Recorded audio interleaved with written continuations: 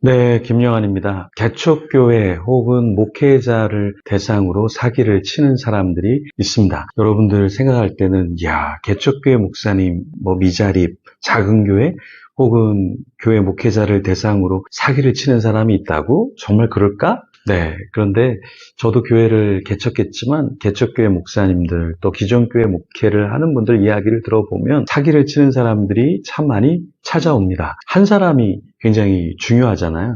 그러니까 한 사람이 중요하니까 열심히 섬기겠다 이렇게 하면서 목회자들에게 딱 달라붙어서 뭔가 도움을 주려고 하는 듯 하죠. 그런데 나중에 보면 금전적인 손해를 끼치는 경우가 있습니다. 제가 아는 한 목사님은 이제 다음 세대 젊은이들과 이렇게 개척을 했는데요. 한 젊은이가 와서 굉장히 열심히 생활하겠다. 자기도 목회자의 자녀다. 이렇게 하면서 목사님 곁에서 선물도 하고 잘하더래요. 그래서 정말 헌신적인 청년이구나, 젊은이구나 이렇게 알았는데 나중에 이제 자기가 문화 공연을 이렇게 기획해서 하는데 돈을 조금 지원해주면 좋겠다. 이렇게 내가 열심히 하려고 그러는데 도움이 필요하다. 그러니까 개척교회 목사님이 좀 열심히 해보려고 하는 다음 세대가 그렇게 부탁을 하니까 몇천만 원을 이렇게 주었어요. 대출을 해 준 거죠. 그런데 나중에 또 대출을 해달라 그래서 또 대출을 해주고 나중에 또 해달라 그래서 그분이 실제로 개척교회를 하면서 한 3억 가까이를 빌려줬다고 합니다.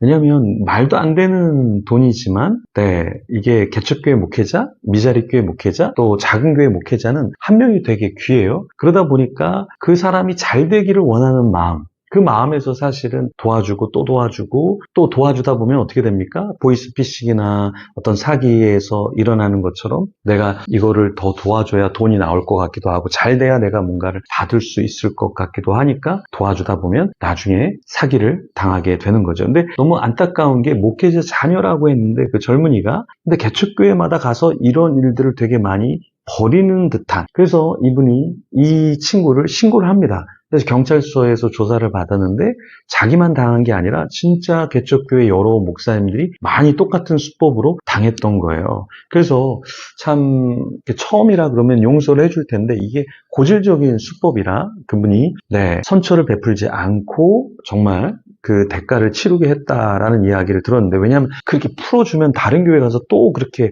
할 수 있기 때문에 거기에 대해서 좀 제재를 가하려고 했다 이런 이야기를 들었는데요. 굉장히 씁쓸했습니다. 요즘에 이제 교회 이름을 네이버나 웹사이트에 이렇게 이름을 올려놓잖아요. 그러면 이제 전화가 옵니다. 그래서 어떻게 전화를 하는가 봤더니 네이버나 어떤 연결된 사이트에서 이제 누르면 전화가 이제 연결되는 시스템이에요. 그래서 전화번호를 모르지만 이렇게 연결돼 있으니까 교회 이름이 등재돼 있고 그 사이트에 있는 전화번호 그 표시를 누르면 이제 연결이 되는 거죠. 전화가 오는 거죠. 근데 이분들이 대체적으로 뭐라고 얘기하냐면 제가 있는 곳에 교회를 찾아오겠다. 그래서 등록을 하겠다. 교인이 되겠다. 그러니까 지금 생활고가 있는데 얼마만 조금만 도와주면 자기가 꼭 근처에 있으니까 방문을 하겠다. 그리고 이제 조만간 자기도 월급을 받거나 돈이 들어오는데 그때 꼭 갚겠다. 인사를 드리겠다. 이렇게 이야기를 합니다. 처음에는 정말 순수한 마음에서 도와줘야 되나 이렇게 많은 고민을 했는데 지금은 제가 생각할 땐 이게 비일비재한 너무나 흔한 이게 보이스피싱 같은 어떤 사기 같은 이런 전화가 너무 많이 걸려오는 거예요. 그래서 이게 무분별하게 도와주는 게 아니구나. 이것을 이제 알게 되었습니다. 아마 개척교회, 미자립교회, 작은 교회 목사님들 또 전통교회 목사님들에게도 굉장히 많이 전화가 올 거예요. 왜냐? 전통교회에도 이제 구제비라는 게 있거든요. 그 구제비를 줄 때 따지면서 주기도 하지만 대부분 어느 정도 자립된 교회는 그냥 줍니다. 그러니까 이 사람들이 알고 10,000원만 주세요.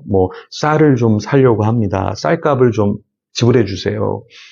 이렇게 이야기를 합니다. 그러면 이제 마음이 동하니까 보내주죠. 근데 어떤 사람은 카톡이나 문자나 이렇게 굉장히 힘들다. 어머니도 힘들어한다. 그래서 어머니와 나눈 대화를 캡처해서 누가 우리를 도와주지 않으면 우리는 어떡하니? 이러면서 애절한 내용들을 이렇게 카톡으로 보내거나 문자로 보내줍니다. 근데 저는 의문점이 뭐냐면 건강이 한데 아직까지는 좀 몸을 움직일 수 있고 건강한데 왜 일을 하지 않고 이렇게 부탁을 하는 것일까? 네, 이게 좀 안타까운 일이긴 합니다. 근데 어떤 사역자는 정말 몸이 안 좋아서 아파서 사역을 못하고 있다. 그래서 도와달라. 근데 처음에는 정말인가? 봤더니 네, 정말 아픈 분이더라고요. 그래서 제가 도움을 드렸던 적도 있는데요.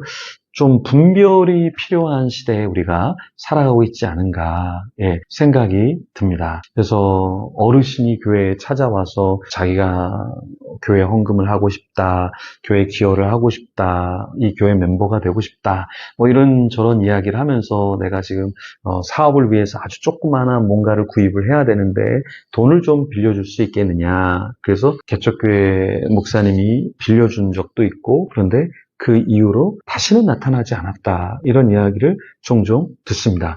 그래서 목회할 때 우리가 사람을 돕는 것 당연히 해야죠. 그런데 그냥 무턱대고 이 사람의 신원도 모르고 마구 돕는 것도 요즘은 조금 조심스러운 시대입니다. 여러분은 어떻게 생각하십니까? 때로는 목회자로 속아주는 것도 필요합니다. 맞습니다. 속아줘야 합니다. 그런데 계속해서 속아주는 사람이 많으면 어떻게 되냐? 다 속일 수 있다 생각하고 일하지 않는 사람도 많습니다. 그래서 이런 것도 조금 우리가 지혜로울 부분이 있다. 지혜로울 필요가 있다라고 생각이 듭니다. 여러분은 어떻게 생각하시나요? 네. 하여튼간 개척, 미자립교회, 작은 교회, 전통교회 할 것 없이 요즘은 보이스피싱도 굉장히 무섭고 이런 사기성 사기성 구걸도 있는 듯 합니다. 그래서 좀 조심해야 하지 않을까 싶습니다.